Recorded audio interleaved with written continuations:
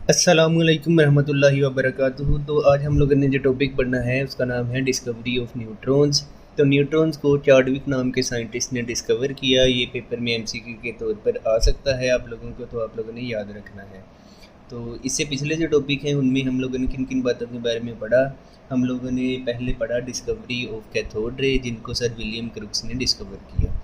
और उसके अलावा हम लोगों ने पढ़ा डिस्कवरी ऑफ इलेक्ट्रॉन। इलेक्ट्रॉन को जे थॉमसन ने डिस्कवर किया, ये भी एमसीक्यू बोर्ड के पेपर के अंदर आया है। और जो प्रोटॉन्स हैं उनको गोल्डस्टीन नाम के साइंटिस्ट ने डिस्कवर किया, और ये भी पेपर में एमसीक्यू के तौर पर आ सकता है। और उसके अलावा जो न्यूट्रॉन्स हैं इनको चार्डविक नाम के साइंटिस्ट ने डिस्कवर किया। इनके एक्सपेरिमेंट पर आ जाते हैं। इनका एक्सपेरिमेंट क्या था, इन्होंने एक रेडियो एक्टिव एलिमेंट लिया जिसके अंदर से हर वक्त रेडिएशन निकल रही होती हैं। और इनके अंदर से रेडिएशन कौन सी निकलती हैं, अल्फ़ा पार्टिकल। यहाँ पर मैंने प्लस प्लस चार्ज लगाया हुआ है। ये प्लस प्लस का मतलब है इसके ऊपर 2 पॉजिटिव चार्ज है।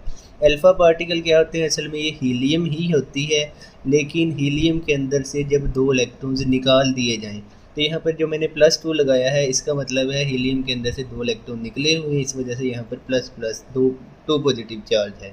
तो हीलियम के न्यूक्लियाई को अल्फ़ा पार्टिकल बोला जाता है। तो ये जो अल्फ़ा पार्टिकल है इनकी बम्बार्डमेंट करवाई बेरिलियम के एलिमेंट के ऊपर। बेरिलियम का जो एटॉमिक नंबर है वो 4 होता है और उसका जो मास नंबर है वो 9 होता है। जैसे ही अल्फ़ा पार्टिकल स्ट्राइक करते हैं बेरिलियम के साथ, इनका आपस में ना एक न्यूक्लियर रिएक्शन होता है, जिसके नतीजे के अंदर इनके अंदर से कुछ रेडिएशन निकल रही हैं जिसको हम बोलते हैं न्यूट्रॉन्स। अब ये जो न्यूट्रॉन्स हैं इनके ऊपर कोई भी चार्ज नहीं होता। यहाँ पर देखें मैंने सिर्फ सर्कल बनाया है, इसके ऊपर ना पॉजिटिव लिखा है ना ही नेगेटिव लिखा है। और उसके आगे हम लोगों ने चार्ज डिटेक्टर भी लगाया है जो कि हमें बता देता है कि इसके ऊपर कोई भी चार्ज नहीं था। और ये जो न्यूट्रॉन हैं ये हाईली पेनिट्रेटिंग होते हैं। तो ये भी एक इम्पोर्टेंट इसकी प्रॉपर्टी है जो कि बोर्ड के पेपर में आई हुई है। प्रॉपर्टी बकाया हम डिटेल में अगले टॉपिक में पढ़ेंगे। तो दोबारा से एक्सपेरिमेंट को रिपीट कर रहा हूँ। इन्होंने क्या किया, एक हाईली रेडियो एक्टिव एलिमेंट लिया जिसके अंदर से अल्फ़ा पार्टिकल्स की रेज निकल रही होती हैं।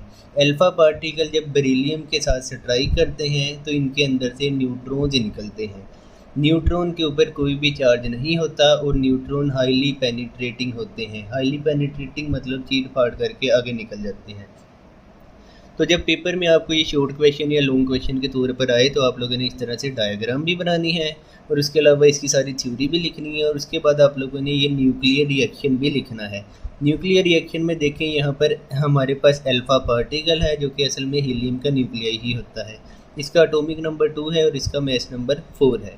बेरिलियम के ऊपर इसकी बम्बार्डमेंट करवाई थी। बेरिलियम का एटॉमिक नंबर 4 है और इसका मास नंबर 9 है। तो जैसे ही ये आपस में एक दूसरे के साथ टकराते हैं तो न्यूक्लियर रिएक्शन है। अब न्यूक्लियर रिएक्शन ऐसा रिएक्शन होता है जिसमें पूरा का पूरा एलिमेंट ही चेंज हो जाता है।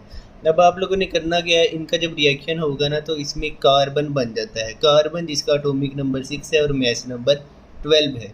और इसके अंदर से न्यूट्रॉन्स निकलते हैं जिसके ऊपर कोई भी चार्ज नहीं होता।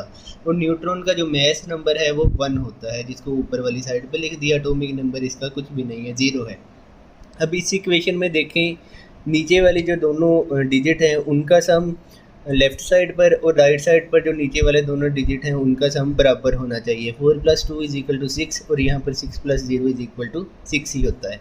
और ऊपर वाले जो दोनों आपके पास नंबर हैं उनका सम और राइट साइड पर भी इसी तरह से ऊपर वाले दोनों नंबर्स का सम बराबर ही होना चाहिए। 4 + 9 13 होता है, 12 + 1 भी 13 ही होता है। तो इस तरह से ना थोड़ा आपको इक्वेशन का भी पता भी चल जाएगा कि आपने ठीक की है या नहीं की।